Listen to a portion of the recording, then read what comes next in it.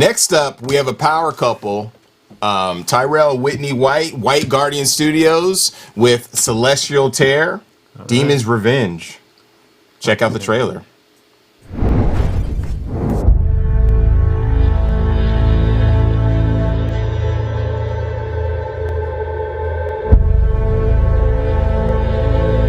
The Celestial Tear.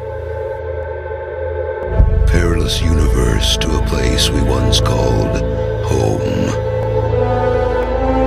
Taken away by a parasitic entity, we forge a new refuge on a new planet. A place filled with hope and life. There may still be time to prepare. From the darkness, we will combat this malice. War is coming.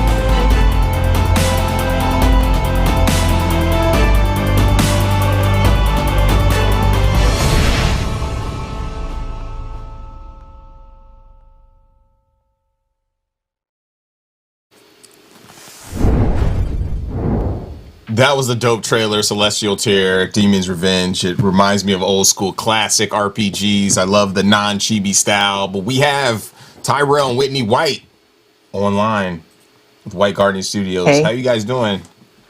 We're doing pretty good. Yeah, pretty good. Thank you for joining us this morning. Let me. No problem. We're excited to come on here and talk about a little bit of things that we're doing. You guys Yeah, are doing definitely so excited much. to be Like, here. I'm just over. gonna call you guys the. Scoot over. Yeah, you guys gotta. I want to see your head in the in the Yeah, Can frame. you see it? Tyrell. I think that's better. Okay. Yeah, that's great. Yeah, you guys are the power. I'm just gonna call you guys the power couple. You guys are just like showing like pixel art, fighting games, RPGs, Yeah. action Yeah. RPGs. It's just so amazing. Like, and your involvement in the community in general. Alfonso's gonna be I'm jumping in. checking out Demon's Revenge. To me, it kind of came out of nowhere. Can you guys just kind of talk, because you guys are working on so much, can you guys talk about Demon's Revenge? Yeah. So Demon's Revenge, this was actually a game that was released back in 2015. Oh, Yeah. okay. We had did a Kickstarter that It may require a keyboard. yeah. Okay, we got one. Shitty keyboard. We had did a Kickstarter for it back in 2014. It was actually a couple Kickstarters before that, and it kind of sort of gave us the confidence to go on and do all the stuff that we do now. I think this was the game that Okay, we we took could to switch. PAX Prime, and that same year, yeah, PAX Prime 2015 when it was We did PAX Prime. PAX Prime 2015, yes. Yeah.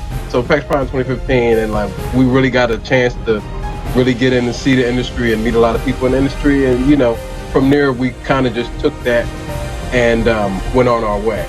But with Demon's Revenge, very specifically, this is an earlier version of the game. We're actually sort of redoing this game and making it better. Yes. Because we learned a lot of things since that point, and we started to implement those changes and make it a lot better, and increase the resolution, and tighten up animations, and doing a bunch of stuff with that. So a lot of people did like this version of the game, but we aim to improve it. Yes. You're like way down, like your mouth is like a. Okay. I don't know how to. No, that's awesome. Yeah, we just need to unplug the keyboard and replug it. Yeah, yeah. So with that, you mentioned that all the stuff that we do, all different type of games that we sort of make or we sort of been involved with, and a lot of that is just us, that early experience within games, right?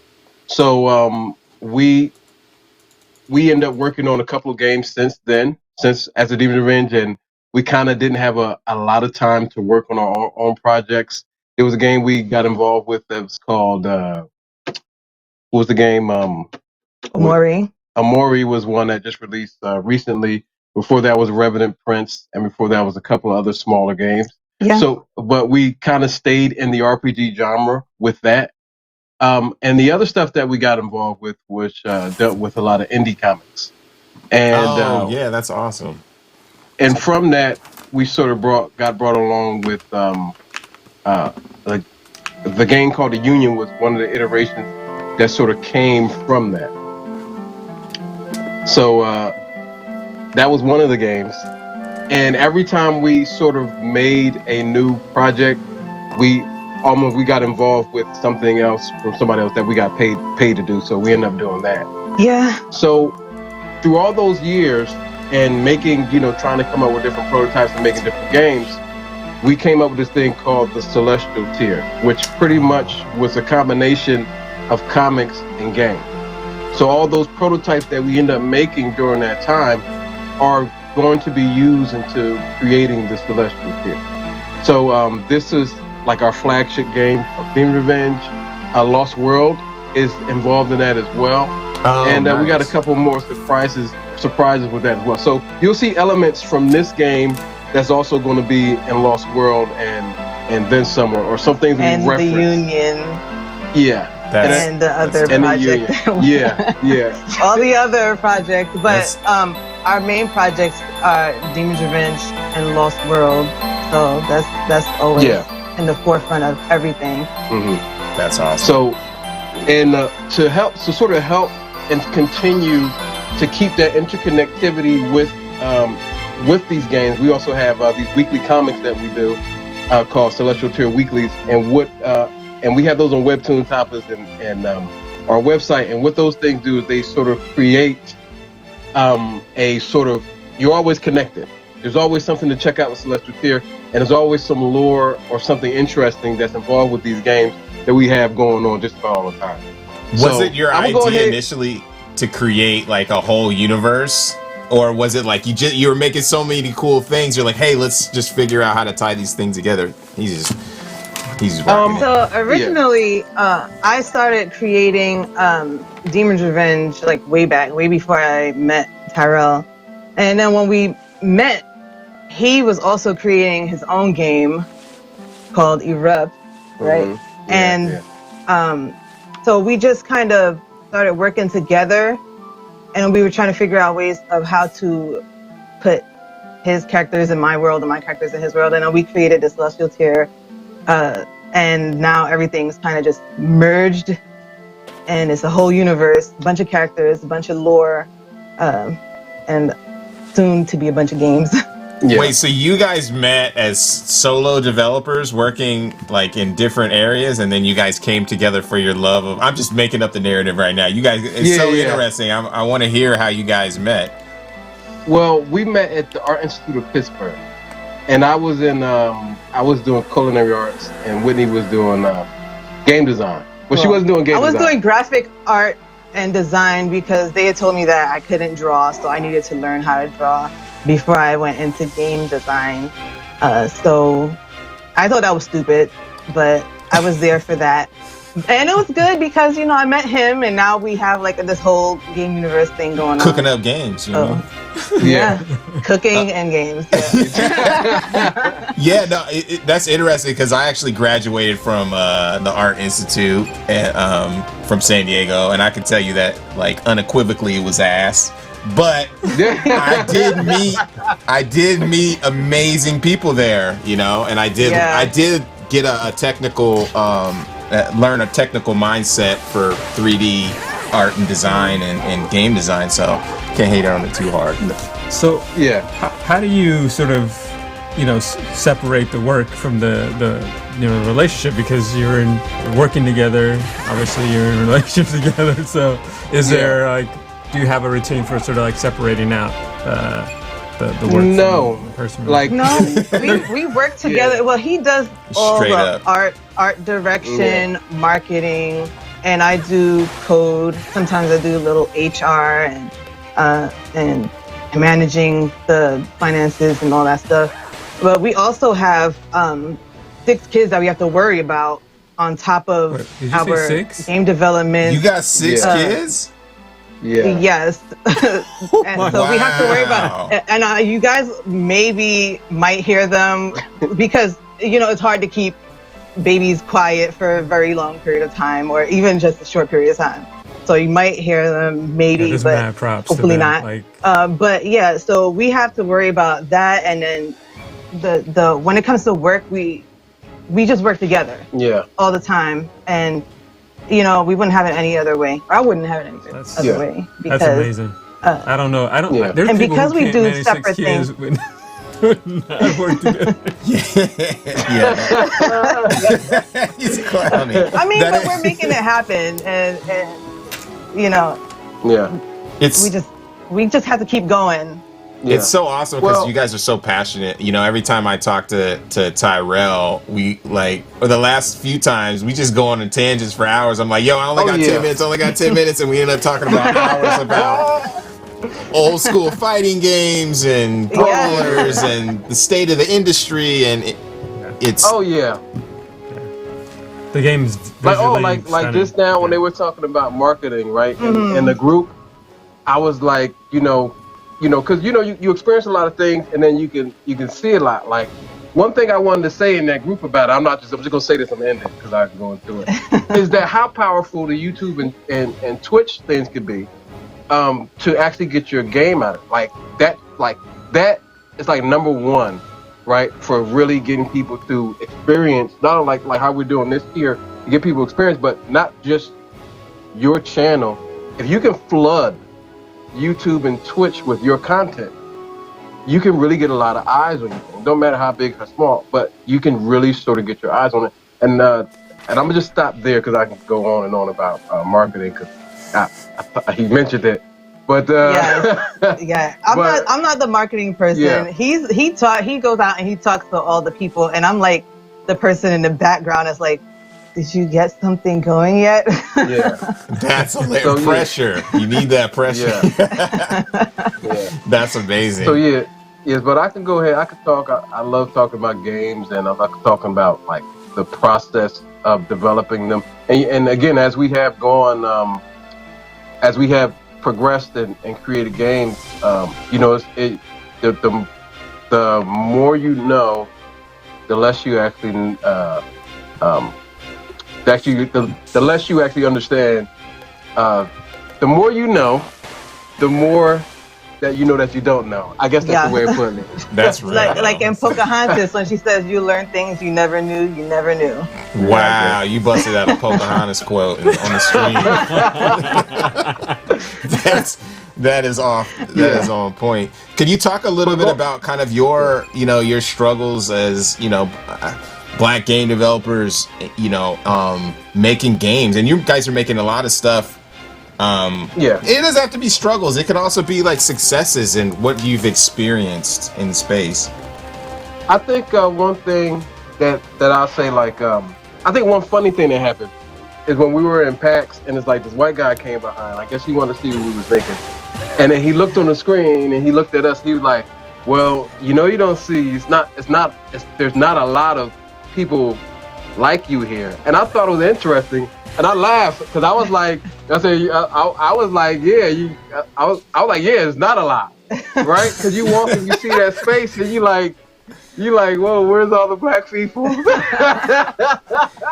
Yeah, I would say that's really funny too, and a lot of us folks just kind of realize that is game development is first. Like we feel like we're artists and game developers first.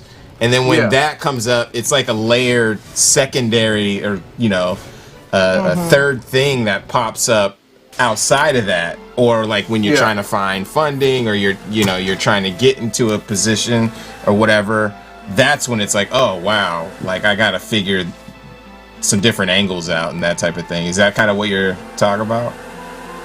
Well, yeah, it's I think our approach to it is that we really you don't know how these tools. It's like we really just like, I think the number one thing is like when you go ahead and you put your image in something, right? Or you put your perspective. Like one thing that we had was about this game, right? This game in particular had a lot to do with people being given labels and people receiving and looked at in another person's perspective, and they're being persecuted for it, right?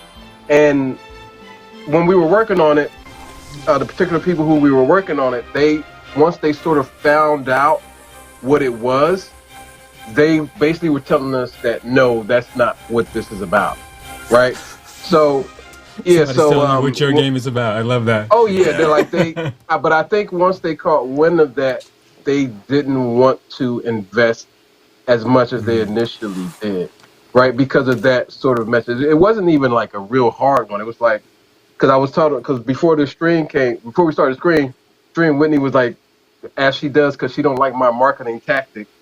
And I was explaining, I was explaining to her, oh, no problem. I was explaining to her what the game could be, what the game is ultimately. Because this version of the game is more like a demo of sorts of what we're actually planning to do with it. So I explained to her, like, yeah, this game is like if you took Castlevania and made it a JRPG, but instead of playing in the perspective of the monster hunters, you're playing in the perspective of the monsters, like Dracula, like Frankenstein and things like that, right? Like witches. But the difference here is that the monsters... we keep, like, that's hilarious. He keeps getting killed. Yeah, so we had, like, a little bit of a technical difficulty on the keyboard thing. So our producer was actually playing while looking at the stream, so we were jumping back and forth. But yeah, that's interesting to see how you've integrated, that storyline in a very gorgeous game, Yeah, it's visually stunning. You guys have done an amazing job with the game. The gameplay is really smooth, and I like the story as well. So I think that having these alternative stories is really important. Thank you. So this is the thing. We're on Black Voices Gaming. We're talking to developers of color. To other developers of color, what were the things or particular challenges that you say like are unique to developers of color that you want to share with folks? I think I'll go back to that thing about when you have, and I don't know how much this hurts you in general, but you do get a lot of flack. Like, especially now, if you have like you have a certain character, or if you're looking at a certain perspective, you're considered a woke. You're considered woke, like woke PG or woke. What's it called? Wokeavania, right? Or something like that. Just because your image. Yeah. Just because your image or something, or either if you just put like a woman or something and something like that. You if you're part of these groups, these marginalized groups, you get sort of that label. And I think for a lot of people that may be discouraging if you don't just have like, when we do stuff, we just sort of like stump straight through it. We just go straight through it, and we really don't try to we try to keep our eye on the path. 'Cause we're doing a lot of things that people may say, you're doing too much, and we don't care. This is what we want to do, and this is what our plan is. Like, just to say we had a lot of games. It's like, no, this is what we're doing because nobody else is doing it, and we feel like this is something unique, and we're going to go ahead and we're going to put all these forward. So I think when you're trying to get your vision, your perspective out there, you could get a lot of back, especially when you're working with publishers, right? Because that publisher may not be comfortable with the message that you're trying to put out there. So you have to be very careful with who you work with. Have you been in a particular publishing situation that you felt that way? I plead the fifth. This is a tell-all. No, I'm just kidding. You can't. You don't want to burn them bridges, but I totally understand that. Just in a political sense. In the past. You guys are also you're in the the Black Game Developer Fund, the Humble Black Game Developer Yes. Fund. So congrats on that. How is Thank you. that particular game going? And do you want to talk a little bit about that? Oh yeah. So we're making Celestial Tier Lost World, which is a JRPG where you eat monsters to survive. Yes. In this game, we're mixing elements of I guess tower defense, survival. We store JRPG story elements in like a smidgen of Pokemon, just a dash. Yeah, just Right? Just a or dash. Digimon. It could be. And it takes either way. Yeah, Digimon. Oh, Digimon's a good one. And it takes place like on this lost planet. That's in amazing. This the opposite of the universe, the anti-universe. But I say opposite very specifically because it is what the universe is fighting against. Because the Celestial Tier in general is sort of the universe, how it conflicts against each other, the different elements. Virtue versus corruption and destruction versus creation. And it's basically how the universe sort of. So that's what you're in the anti-universe. You're in the bad place. And here, the monsters like Pokemon, how you have fire and water. We kind of model these elements off of things that you couldn't recycle, and things are like toxic, right? Mm-hmm. So we're talking about like glass and plastic, things that can be destroyed, or they may be harmful or harmful chemicals to the environment. So you're playing these three characters stranded on this planet, and they have to look for their crew. They have to survive, and they have to find a way to escape. You go through a couple of different biomes that are very different. It's a lot of Lovecraftian elements to it as well, where there's these sort of, I guess in Lovecraft you would call them what they call like Cthulhu, like old gods or something like that, right? Mm-hmm. And there's things that's going on, that's mystery that's going on. You have these people, these nomads there. So there's gonna be factions. Yeah. All different kinds of monsters, like cool monsters that we call Gorlings, which, by the way, our children have designed them first. Yeah. And then we kind of like stole their ideas. Oh, yeah. That's so cool. Some of them, a lot, like I think it's like 90% of them were designed by our oldest children. Yeah. And I think it's cool seeing them come to life in the game. I paid them. We paid them. Calm down.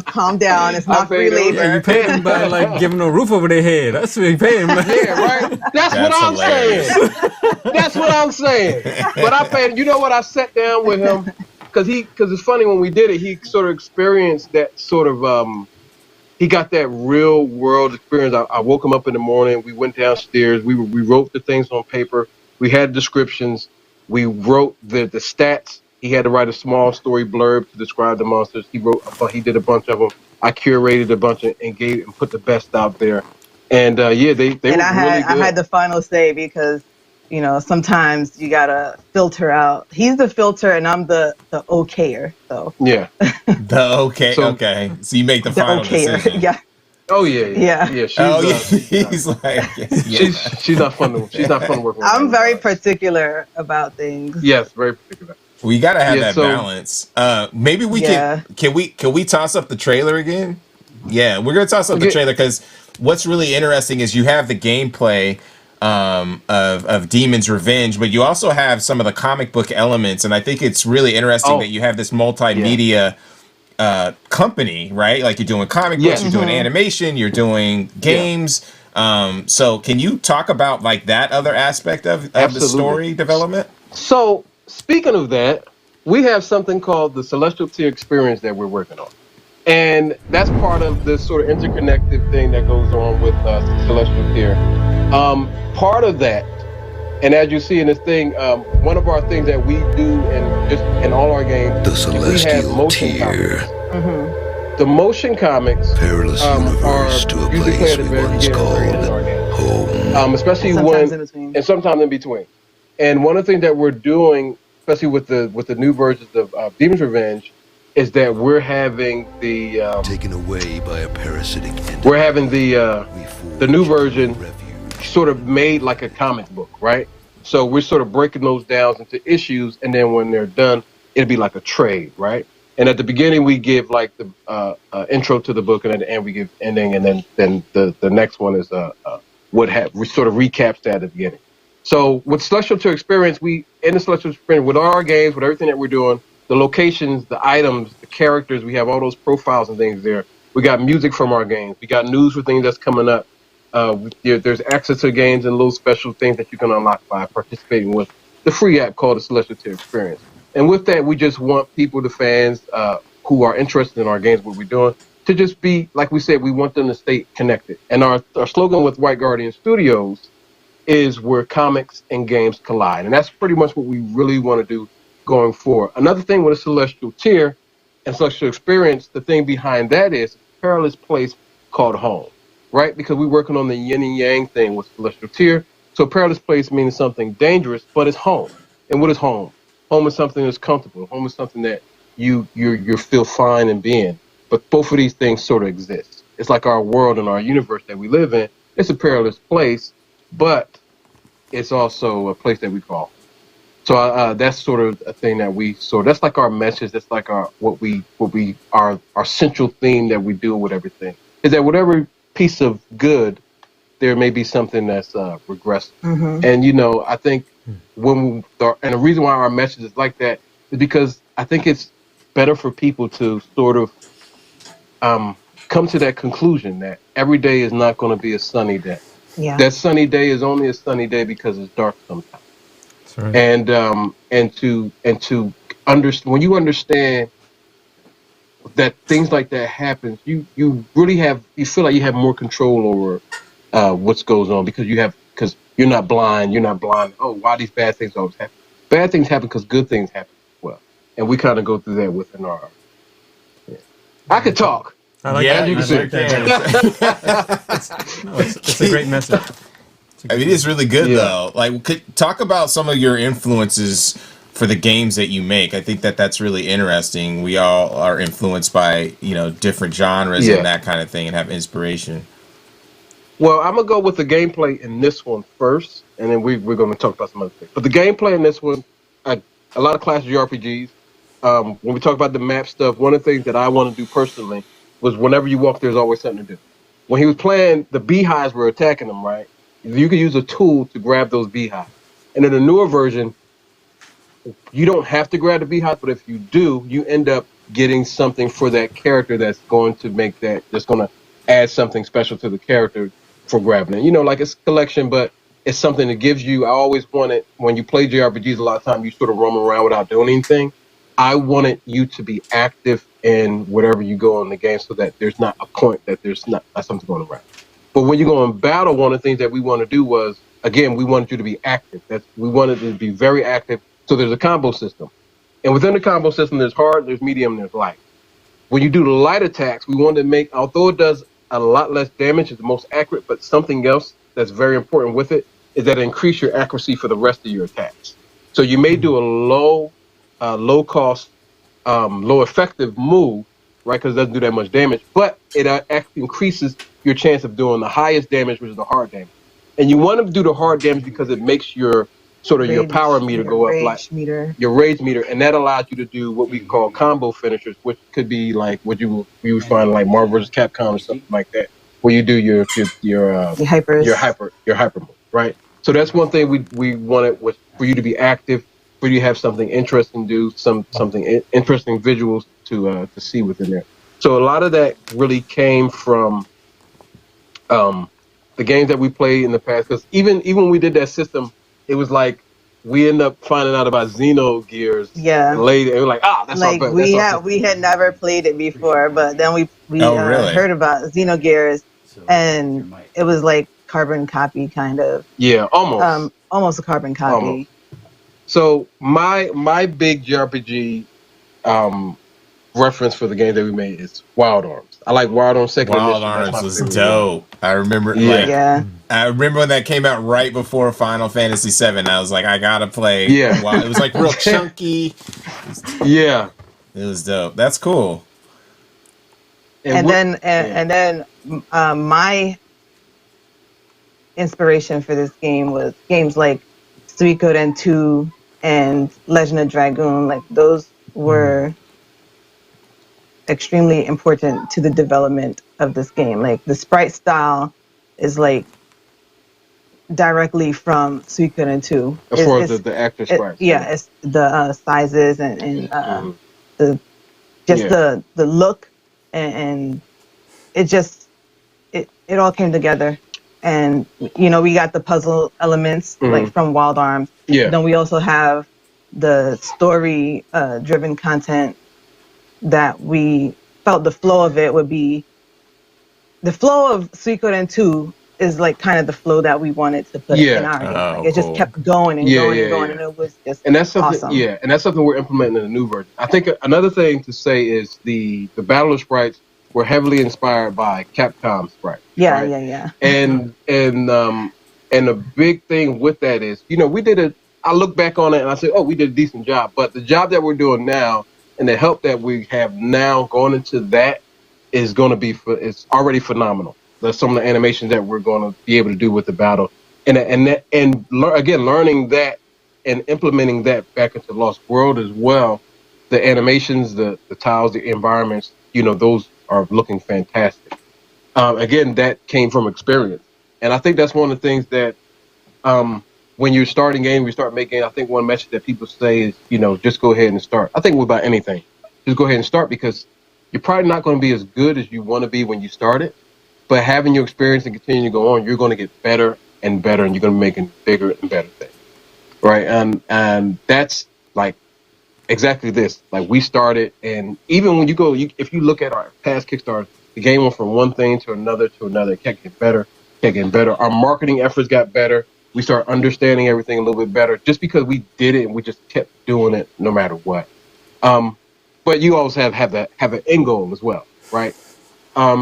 And I think that really goes into making games. I think one of the things that, because you mentioned it before, we got the Humble Fund, and the Humble Fund has increased the quality and the value and the things that we're able to do and the time that we're able to do things. And I think a lot of that because there wasn't a lot of resources that we as Black developers had in the past, right?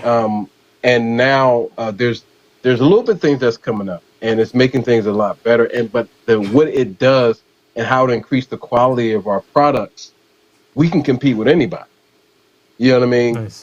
We can get if we're just with the fun, and you show that we can compete. It's with just anybody. that when he uses marketing speak or marketing lingo like products and stuff, it just you can't burns your soul. It grinds my gears. I get it. It burns my soul. It's so interesting. I feel like it's passion.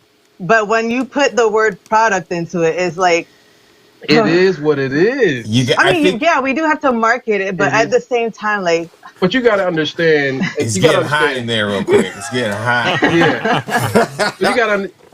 The whole thing about it, like.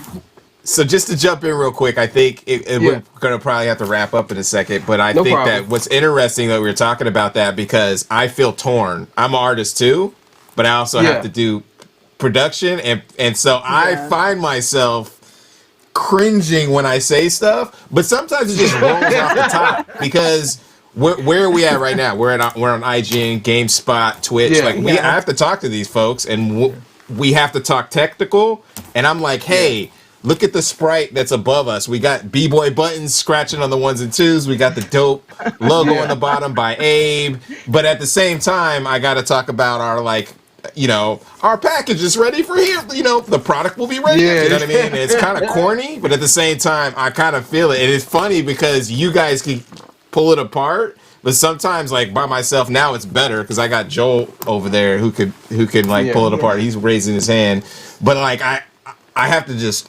switch into these different roles. It's cool that you guys are able to work together as a power couple and do that. Yeah. Peace out to Tyrell and Whitney White.